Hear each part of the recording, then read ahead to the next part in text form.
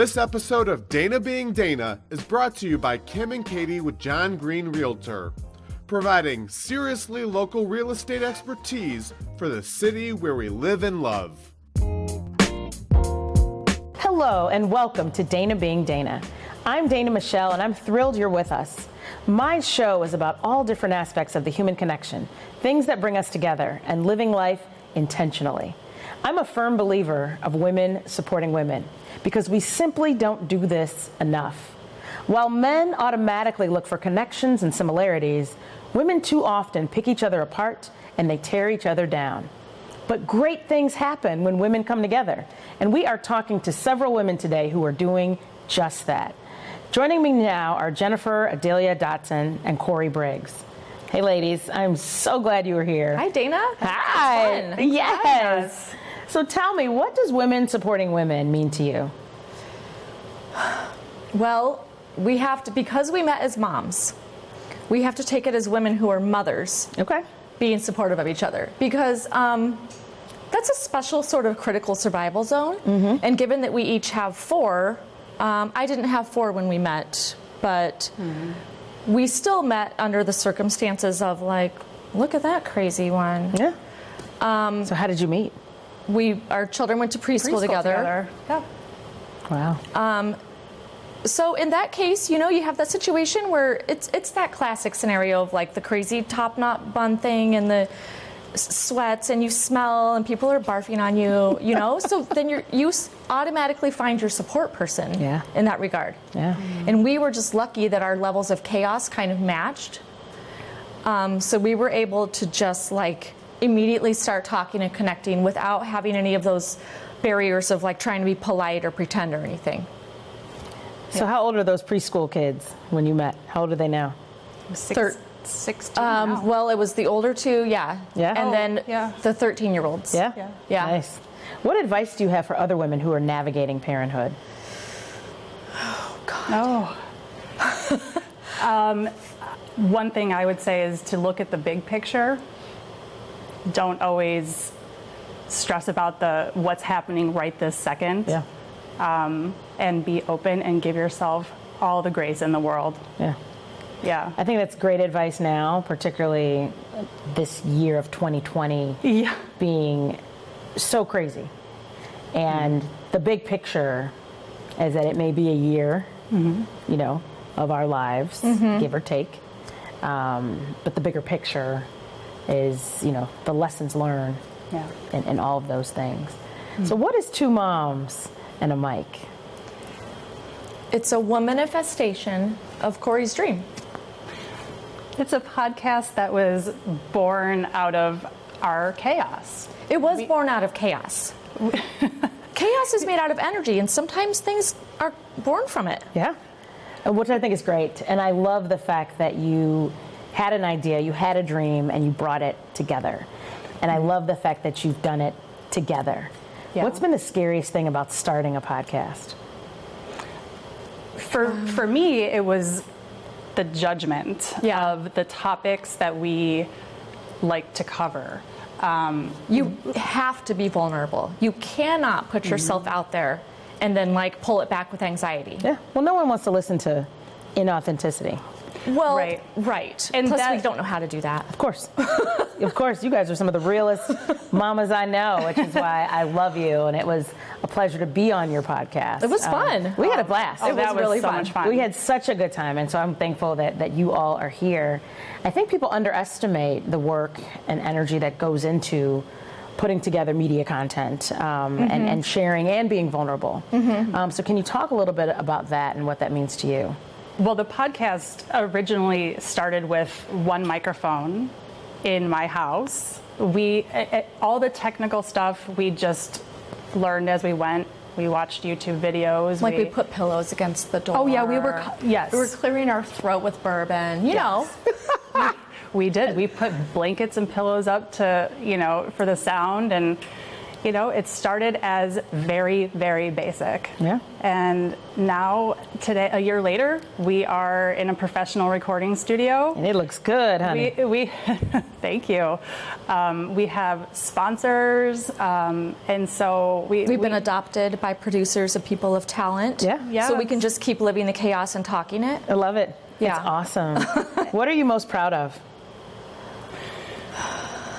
For me, I'm most proud of the fact that we have found this community of mothers that had once felt so isolated in this journey of motherhood, especially with the teenagers, because this whole idea of our podcast came up originally when we kind of started navigating the teenage years.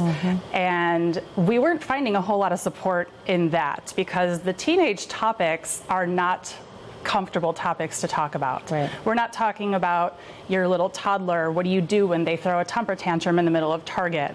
You know, we're not talking about if one of your little kids has a poop explosion in public. Oh my God. You're talking about real things. Real heavy, Scarier raw, things. scary topics. And I think it's tough being a teenager now. Oh. I think you know, depression, suicide, anxiety, all of those things are much higher. And the things that teenagers are doing, you know, are very different than when we were growing up. Their The exposure. social media. We could TikTok with you though, Dana. We, if you want. we can totally do that. You want to do that? We could do that. We could do that.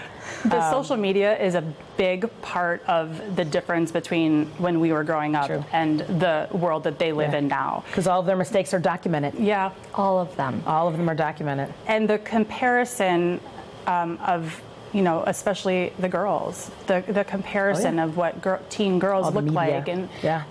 the filters, and why am I not that pretty, and you know, and so as mothers, we found it really challenging to parent these types of issues, and we felt like there were so many resources when you have little kids, but then when you hit the teenage years, where is everybody? Yeah.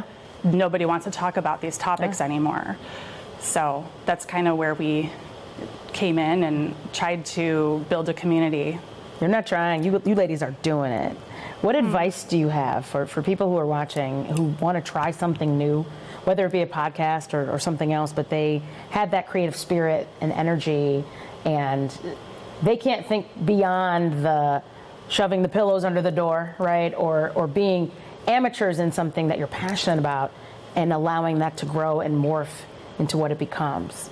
So what advice would you have for women who want to do something but haven't really taken that leap? I think you have to let yourself suck and fail a little bit and be open to your own growth, because you know when you make a mistake without knowing you're going to make a mistake, you give yourself grace because oops, you made a mistake. Right. But this is leaping into something where you know that there will be some episodes that suck, there will be people that are critical, you know things are going to come up, and you have to let yourself fail and be okay with the growth. It's not going to be perfect. So And that's part of the journey. it is. That's part of the journey. But that's a scary one to take. True. We are okay taking it together. I think if we were on our own, it would be like, no, that's okay. But the fact that you're taking it at all, to me, that is living. And It I is think living. there's a lot of judgment when people are out there living. And I think that's one reason why women tear each other down. Because when someone's trying to do something, when they're putting themselves out there, when they're brave enough or courageous enough. That is it. When you see someone else's power, right? Yeah. You're like, oh, I don't have that, so let me pull theirs down. So what can we do as women? Where do we go wrong when it comes to supporting other women? What can we do better? Judgment. It's the judgment piece, because we all feel it, but you have to check that at the door. Yeah. And be accountable for what you're bringing in, you know, as its own toxicity, right? Because sometimes women tear each other down and they don't take accountability for, you know what, I was just intimidated because of her shoes. Thank you for bringing in the shoes and keeping things truly relevant. We always have to bring in the shoes, but it's true, right? I've seen people tear each other down based off of what they're wearing, how they look. Of course. Look at her hair, look at her purse, you know, and we just need to do better in that space. Well, I'm glad you ladies are here. Keep doing what you're doing. We will. You're doing You too, amazing Dana. work in this space. We'll take a quick break. We'll be right back. Don't go anywhere.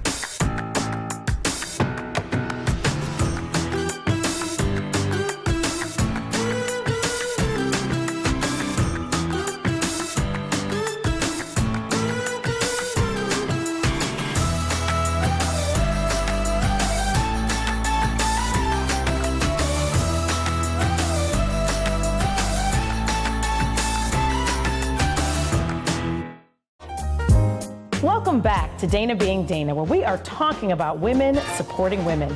Joining me now are Anita and Wano, who are wealth management financial advisors. Hey, ladies, thank you so much for joining me. Thanks for allowing us to be here. So what does women supporting women mean to you? Well, from my perspective, it comes through with several definitions. I think the woman that is sitting to my right exemplifies that. She's done it for me many times. I think that the best time to do it is when it's least expected. So, for example, Chris and I both work in a very heavily male-dominated industry. And a lot of times sitting in a conference room or a boardroom where you're one of a handful of women and you say something and every woman watching knows this has happened. You'll say something and it's not met with a lot of gusto from the group. Right. And a gentleman says it 5 minutes later and suddenly it's the best idea. He mansplains you. Yep. So the best thing for a woman to do, and again, she's done this for me, is kind of give that woman some credence, some credibility. Yeah. Wow, that's a great point. I like that. Or if you don't necessarily agree, just attempt to kind of pull it out into the spotlight anyway, that this woman is bringing something of value to discuss in the middle of the table. Put yourself out there. Take a risk for that other woman sitting at the table. Because you know what? She's going to do that for you. That's so true. And we can validate each other. That's exactly right. In so many ways. And when you do that, I think you set a good precedent for others, including men, to follow. That's exactly right. Yes. Right. I think it has to be our future, or things aren't going to change unless we support each other and force that change. Yeah. So I think it's really critical. I think if we want men to respect us and value us in the ways we want to be valued, we have to do that for each other. That's right. Speaking of value, can you tell me about women in wealth? If you think about the industry that we're in, financial services, for the longest time traditionally, right? We've talked about the fact that it's male-dominated, but it also has an impact in the way that we've talked to women, using really specific jargon, intimidating language. The focus with women in wealth is really to focus on financial literacy, financial education, really understanding the basics. There's this concept that women aren't good with money, or that they're too afraid to invest, for example. Couldn't be further from the truth. We can basically make that comment having worked with clients for all of these years, right? So the focus of Women in Wealth is to bring women together, and what we've noticed is when you have them in a smaller forum where there's a safe space to ask each other questions, there's a lot of education that takes place, and once you come from a place of knowledge, then you're better able to make those types of decisions that will ultimately impact the rest of your life. That's true. Yeah. That's true. In a previous episode, we talked about women in finance. Yeah. We talked about relationships and how difficult it is during a pandemic, for example, for women who want to get out of relationships. They don't leave oftentimes because of finances and not having that financial knowledge. How is financial security, particularly for women, a game changer? I think it starts with the knowledge. Knowledge is power, and so part of the Women in Wealth initiative is to give women that knowledge and to encourage them to be part of the conversations. They don't have to take over the finances in their house if that's not been their role traditionally, but to be involved and to be knowledgeable so that when something does happen, they're prepared to either they have professionals that they have now learned and gotten to know, and so they feel comfortable asking them questions. Can I just also add, too, wouldn't you say, Chris, that part of it is that it gives you a choice, right? Knowledge and power that come with having that financial background and the ability to make decisions. It just gives you the power of choice. So that, unfortunately, if you are in a bad situation at home, if you're in a bad situation at work, you have that choice to say, no, I don't actually have to live this way, and I can make the choice to exit. Yeah. And that's huge. That's huge for women, and we're still in the midst of that. We haven't conquered that. Right. We're still dealing with it. I think when people don't have the knowledge, they end up living in fear.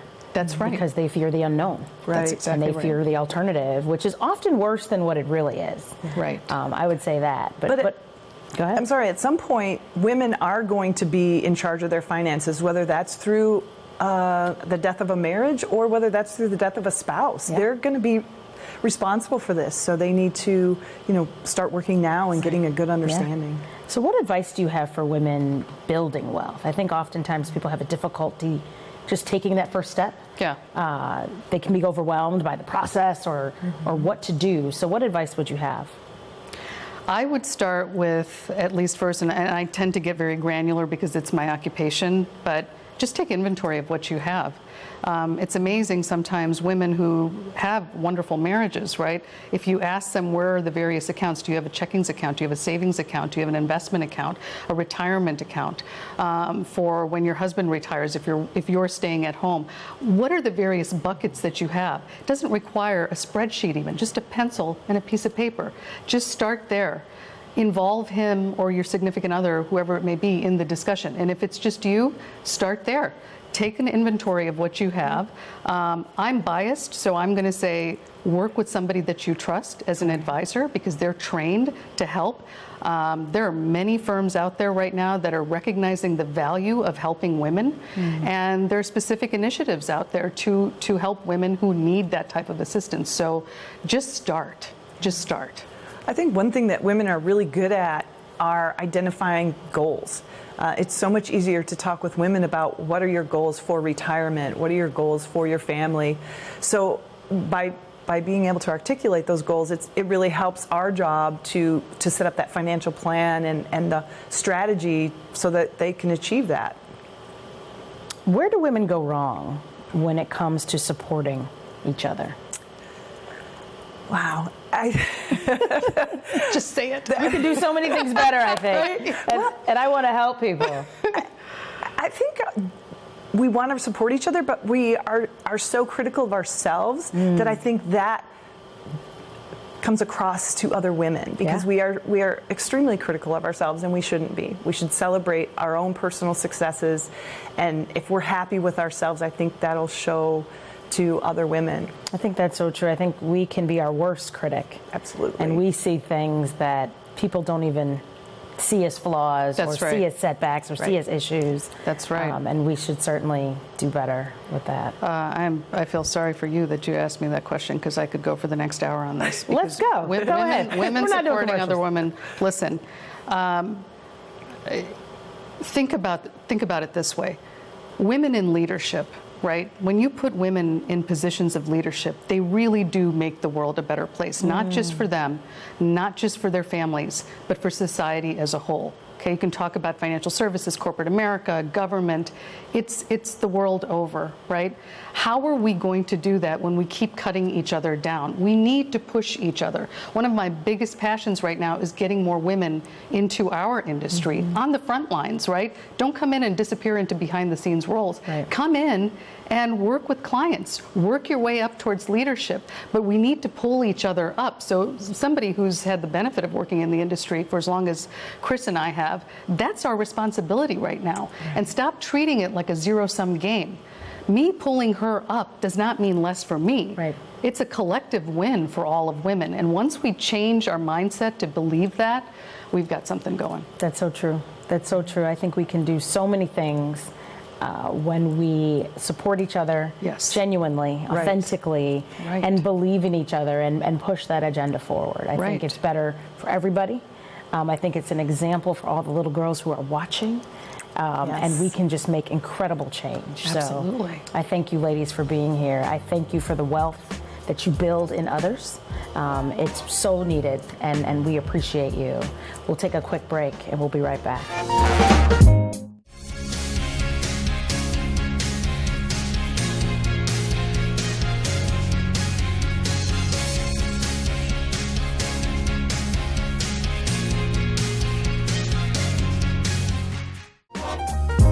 Welcome back to Dana Being Dana, where we are talking about sisterhood and women supporting women. I am a proud alumna of Spelman College in Atlanta, Georgia, and I am joined now by two of my favorite Spelman sisters, Tiombé Nucklos O'Rourke and Kanika Sloan Williams. What makes me love these ladies even more is how they show up for others, especially women. Hey, ladies. Hey, girl. I am so happy you guys are here. Can you tell us what women supporting women means to you? So I am a alumna of Spelman College. I went to an all-girls high school. I am a huge believer that when women get together, that we can do anything, Yes. honestly. When we get together and we put aside any differences and we focus on a goal, we can do anything. And so whether that's, mentoring, whether that's supporting, whether that's sponsoring, whether that's social media, whether that's showing up for a charity, we can raise money, we can move mountains. Our sister Prez says when women lead, streams run uphill. And Say that again. Say that again. She does. Sister Prez, Janetta Cole, actually appropriated an Ethiopian saying. It says when women lead, streams run uphill. Streams and it is entirely run true. uphill. Absolutely. I just think that we need to understand that we don't have to be in competition, that there's room at the top for everybody. Yep. Nobody has to, put anybody down. Everybody can be uplifted, and we can do more Yes. together. So Spelman College, all girls, all women's women. college, all women's college. Why did you choose Spelman? So my story is, in a nutshell, I went to Spelman at 16. And so there are only 2 women's colleges for African American women, HBCUs. Spelman is one, Bennett is the other. And so if my parents were going to let their 16-year-old daughter go away to college, it had to be someplace they didn't think there were going to be boys. Unfortunately, Morehouse is literally a matter of yards across the street, and Clark is down the block. But when we came to Spelman, they were just blown away. We were just blown away by the history, the tradition, the amount of women that are trailblazing in almost every field: STEM, legal, medical, art. We've had sister presidents and presidents who have, made their way in museums that have been, again, Dr. Cole was the National Smithsonian curator. I mean, we've done so much amazing things, and all of that is just set out for Spelman. And then you can't beat the sisterhood. You just can't beat the sisterhood. And it only gets better with better. time. Yes, absolutely.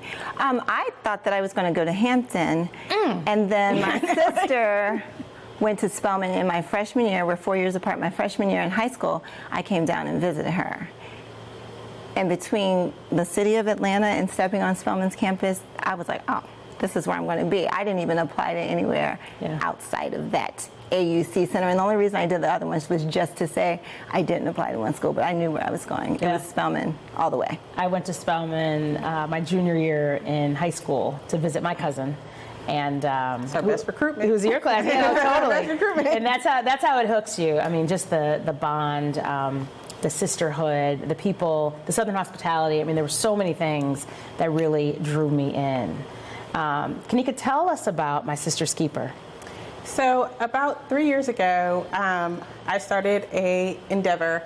We belong to a group called Spelman Moms, and it's a group of moms, and I'm really, really proud of it because I do think affinity groups are important. People need to have spaces that are judgment-free, and you can cry, you can laugh, you can tell crazy jokes, but sometimes people need help, and it's easier to ask for help from family than sometimes it is for strangers. And so I started as a crowdfunding initiative to just say, if you just need help, I'm an attorney by trade, so I will keep it private. Just tell me what you need, and I will come to our community and say, we need to raise money so that we can help a fellow mom get past the hump. Sometimes people don't need $1 million or tens of thousands of dollars. Sometimes they just need groceries. Sometimes they just need rent. Sometimes they just need help getting through a divorce. Sometimes they just need childcare. And if we can crowdfund that for you, if we can support you from, where you might be in a valley to the next part where you can be lifted up onto the mountain, then that's what I want us to do. And so we have people who donate $10 a month. We have people who donate $50 a month. We have people who've donated $500. But literally, again, the power of community. If we have hundreds of people donating, we raise thousands of dollars a month,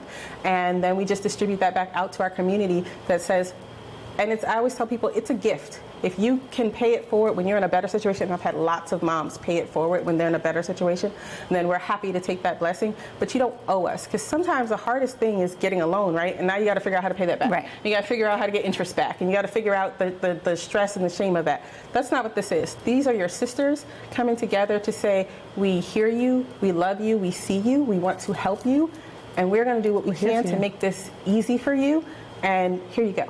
And I've had so many moms genuinely just be like, I didn't know what else I was going to do. And I'll give it back to you. You don't have to give it back to me. If you can, pay it back forward to your sisters. And it's so nice because it's a crucial moment often where having that bridge allows people to go on and bounce back and recover and go on to do great things. Absolutely. And not having my sister's keeper available, could lead to so many other negative things that we're not even going to talk about.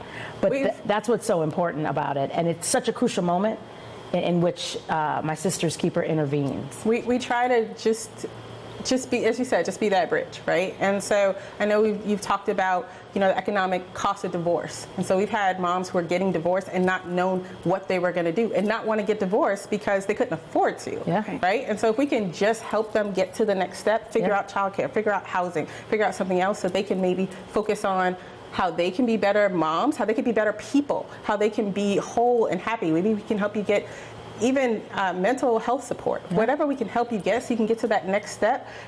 That's what we're here for. That is what family is for. And that's how we show up. Tiombé, what is 1881 True Blue? Well, now it's a lot of things, but it initially started out as simply trying to help feed some of the students who had food insecurities in the entire AUC. And in 3 years, that has grown to us paying off balances for students. In less than a year, we've probably raised almost $50,000 for seniors, for freshmen. We've paid off health insurance for students, whatever it is that they may need in that moment. We try to lessen the burden of the economics. So that's what we've been doing the last 3 years. When it comes to women supporting women, what can we do better to support each other? So we're really blessed at Spelman that I think we have a basic trust of each other, right? I have put out a call and had literally thousands of people respond without saying, show me your bank account, show me the check, show me, Tiombé, we just raised, tens of thousands of dollars for a student who unfortunately lost a parent, and no one asked us for proof, right? And so I would love if women trusted each other. Now, I know we've all been burned in certain situations, there's scams, there's whatever, but, to the extent that we can find common ground and we can find trust for each other, that we could actually we have so much more in common than we do, than the differences that separate us, right? And so one of the things we can do to support each other is really, really get to know each other's stories so that we can have that level of trust, right? If you say, oh my God, I didn't know you were, your parent died. Like I learned so much about those students that applied whose parents died, and so many of them had something in common, that they are now going through college and their parents died, and now that's an affinity that, other women can have, or that you maybe had a child in college and you didn't know how you were going to struggle. If we could get to know each other's stories, we could build a trust where we're not sometimes so suspicious of each other's motives. Yeah. I would simply say there's strength in numbers, and we don't have to buy into the concept of being in competition. There's room for everybody. Together we're more. Just basic. Together we're more. And you two are my big sisters who have always, when I go through things, and life is hard, right? And it's not always a financial need, but sometimes it's that emotional support, that sisterhood of you can do this, especially when you're coming through valleys. There's hard times. There's hard things professionally, on the job. I think there's hard times in relationships, in marriages. with children, just being parents. Right. And I thank you both for being my rocks when I've gone through particularly tough times and just navigating that, because that's what we need so much more of. In the same year, we celebrate 100 years of women's suffrage. A woman of color was nominated for the Vice President of the United States. Regardless of who you vote for, it should be a call to action for women everywhere to be better towards one another. Hear me when I say that celebrating and supporting another woman does not take away from you. Let's be better sisters to one another, be kinder to one another, demonstrating compassion and grace, so we can get out there and do great things. Thank you to the women who have joined me for this episode. Special thanks to Kim and Katie from John Green Realty. This is Women Supporting Women. Hopefully you have been entertained, if not encouraged or inspired. I do not promise to be an expert, nor do I have all the answers. I'm just Dana, being Dana. See you next time.